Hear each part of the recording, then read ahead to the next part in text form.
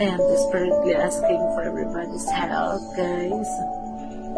I don't know what I'm going to do. I'm so tired. I'm training, very exhausted.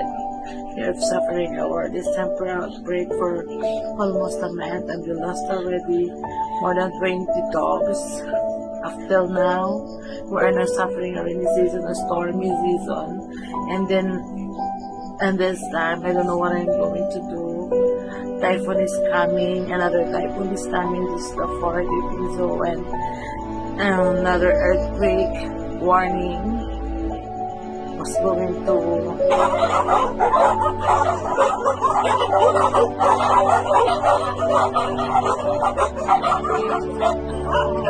this is the only time that we work during the